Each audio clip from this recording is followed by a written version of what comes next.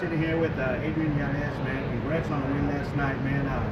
Talk to us about this fight Man, that you went through, man. man, honestly, like again, I know I've said it a lot of times, but man, I'm not impressed with my own fight. I know I'm better than that, and I got to come back out and I got to keep getting better and showing that I'm better than that. Even though I got a really spectacular finish and everything, and I was dominating the second round, that first round, I got to clean that up, man. I can't have those type of problems, especially if I'm trying to get in the top 25, top 15. Man, I got to clean all that up, man. I need to be on my A game on every single night. So that's exactly what I need to do, and that's exactly what I'm gonna do. Man, during the fight, can you hear DC and Dominic talking? Can you hear them during the fight? Man, honestly, I only really heard Daniel Cormier talk, and you couldn't really hear Dominic Cruz or Brendan Fitzgerald, but you could hear DC very handily. And I remember hearing something along the lines of like pairing the jab and jabbing and all that stuff, and I was like, oh yeah, maybe I should do that. And right after that, I started doing it. And that's whenever I think, like I was like, hey, I heard you, DC, and right there. That's whenever he thought I thanked him and all that stuff. So I just say I heard him, but yeah, no, DC has a very like a voice that carries over. So man, like he definitely got that from coaching. So I can definitely hear him. And the reason I'm asking is watching the fight, Randy, he had the first good round against you, and they were pretty much high on him, But then that second round came, and the tide turned, and he came alive, and it was Team Yanez once again, man. Does that bother you, when I know they got to hear the fight in a certain way, and you know what you can do, man, and you showed a lot of heart in that second round, and you finished the guy who would finish any other guy like that. Man, honestly, I do understand the narrative of that fight because I've gone back and rewatched it. But looking at the fight, I wasn't hurt at any point. Like I know they said I was close to being finished, and I personally didn't feel like that. To other people, it might look a different way, but to me, I knew where my senses were at, and I saw every punch coming. It's just at that point in time, I was kind of a little bit like stuck in the mud, if that's a good way to say it, man. I was stuck in the mud. I couldn't really do anything. I couldn't get in my groove, and once I got in my groove, that's whenever it showed. Like, hey, when I turn things on, man, like I get to going, and man, like I'm a scary guy. Like I started walking him down, and I started landing the shots, and he started backing up, and he started feeling the power in my hands, and he had really big respect because he started backing off, and once he started hitting him with a couple shots, he knew. And at the end of that first round, he knew that the tides were changing. So that beginning of that second round, like he knew, and I immediately walked down. I immediately took the center, and I knew what I had to do. I know Houston has a card here in a few weeks. If they called you, man, would you jump on that card? Oh, absolutely. But I had to make sure that all this is cleared up, man. I know Vegas right now is probably having me on a 21 or 30-day suspension right now, mandatory.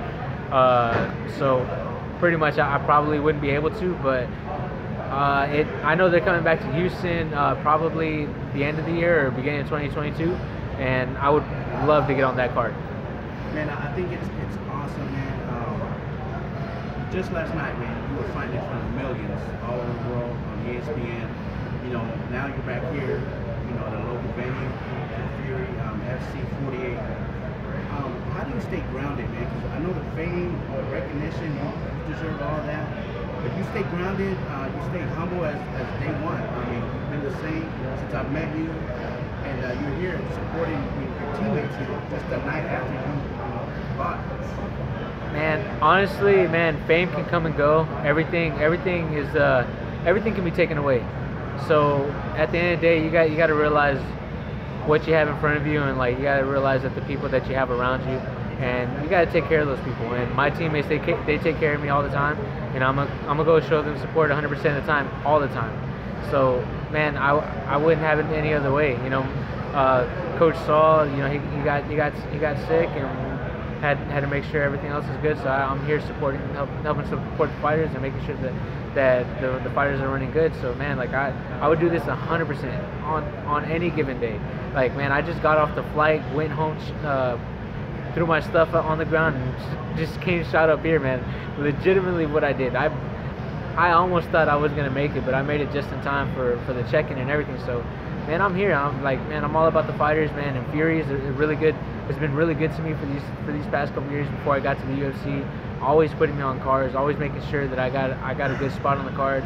And you know, Fury and Eric Garcia, man, they've done me a lot of solids, man. When a lot of other promotions didn't give me a look at or a time of day. So, man, shout out to Texas-based promotion, because man, like it's amazing to have something this big, like seeing Fury, how it started smaller and growing into to how massive it is now. So it's amazing, man, to see the growth and like the expansion of Fury.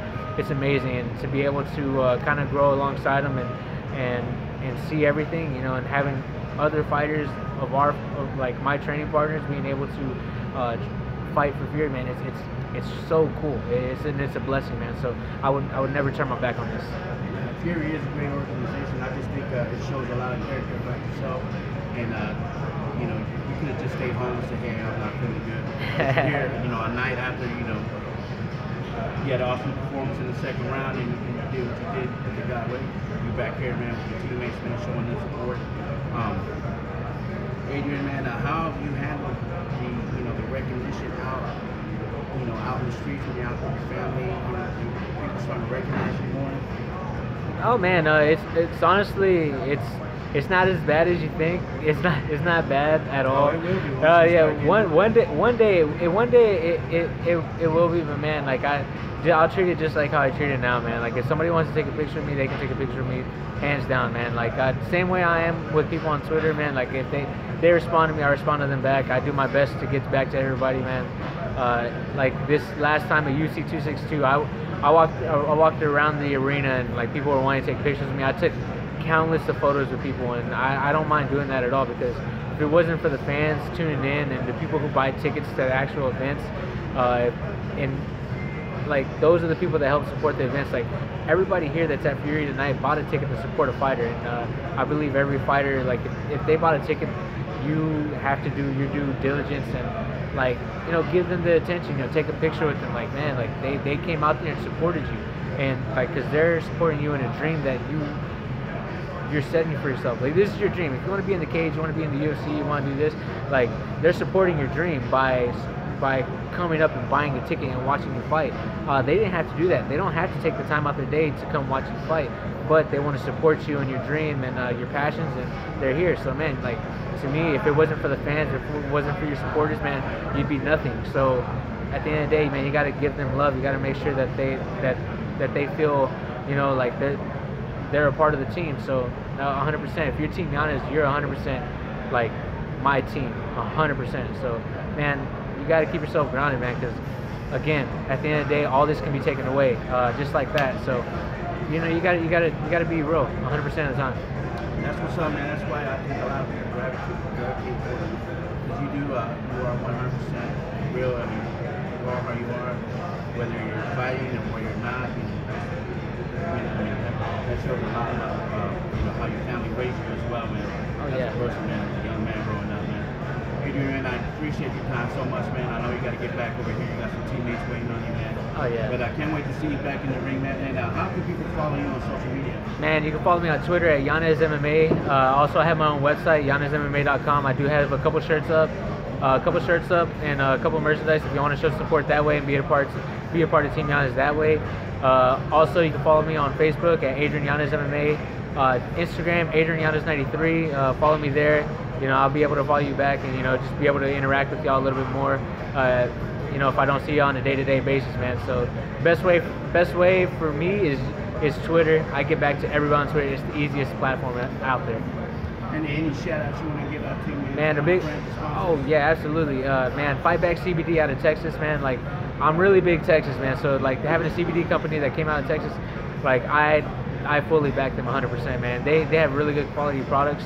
HK USA, man, they give me all my training gear from my training camp, and it's been 100% like great, man. I love it. And then also a big shout out to my coach Saul Solis. If it wasn't for him, I wouldn't be in the position I am today. And also my management team, Meridian Sports Agency, Jason, Jacob, Jeremy, Lance, Ed, man, they do so much, and they make the fight so much easier for me, man. I love it. Hey, Adrian, I appreciate the time, man. Dr. Pepper, you need to holler at your boy. Oh, yeah, absolutely. Holler. There you go, man. Appreciate the time, man. Thank you so much.